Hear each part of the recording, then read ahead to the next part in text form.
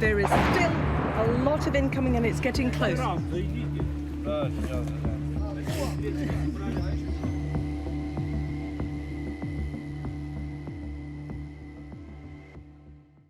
The flooding of Kherson has been a new layer of crisis, a potential war crime playing out in real time in front of the world's eyes. 600 square kilometers of land, just in Kherson region itself, was plunged underwater as the war continued, with smoke plumes of recent strikes still visible.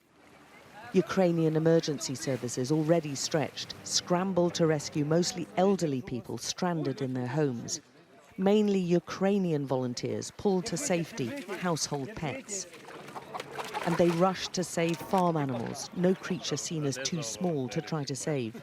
This was ecocide, said the Ukrainian president. He denounced what he called the shameful indifference by key global players in responding to this major catastrophe. And amongst those fleeing was a growing number from the Russian-occupied left bank of Kherson, who spoke of looting, of shelling as they tried to escape, and their sheer relief of making it out alive. When we were in Dachi, all our boats had been sunk, she says, and they were looting our summer houses and our boat engines. They were taking everything. Our guys just managed to save the 2 boats. Others told us how many of the Russian troops were themselves stranded and left to fend for themselves. The Russian soldiers told us they were expecting to be evacuated, Ola tells us, but when the help didn't come, they just started swimming. The Ukrainian president warned the lack of fresh water is now going to be an ongoing problem and sharply criticised the restricted access to the Russian-controlled areas, with drones being used to drop supplies to those now trapped by water. All these trees are submerged. The houses, the whole of the basement and the first floor has gone. And you can hear the sound as they're still trying to defend themselves. The bus stop where people used to stop and try and get buses is now pretty much completely submerged. The Ukrainian leader visited one of the few evacuation points at Kherson and severely criticised the lack of worldwide response, saying international organisations have forgotten how to save lives. Hours after the president leaves, as yet more managed to make it across from Russian-held land. The sounds of war were getting closer and closer. You're home, she's saying, but they've hardly had time to catch breath before there's another attack. This time it's much closer. The Russians on the other side have pinpointed the few flood rescue areas. The attack seems to be deliberately aimed at this evacuation point, and there's sudden panic with everyone scrambling. There's been an incoming call now, and all the evacuation operations have had to scatter. All the rescuers have had to scatter, and just even these people just waiting, all just headed for shelters and buildings. Some are still holding the creatures they've rescued. Many of these people are already traumatized. Amongst them, those who were trying to help during this huge emergency. Body armor was hastily put on by aid volunteers taken by surprise.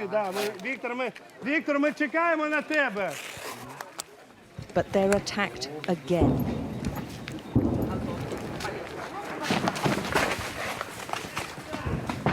Even as they try to save their few emergency supplies. There is still a lot of incoming and it's getting closer. We might have to retreat. Certainly a lot of the rescue workers, the few that were here, have scattered wildly and said, that's it for today. They're basically just packing up now and they're still coming under attack. On water, it's worse. A relief effort rescuing the stranded and vulnerable from a deliberate flooding now being repeatedly targeted.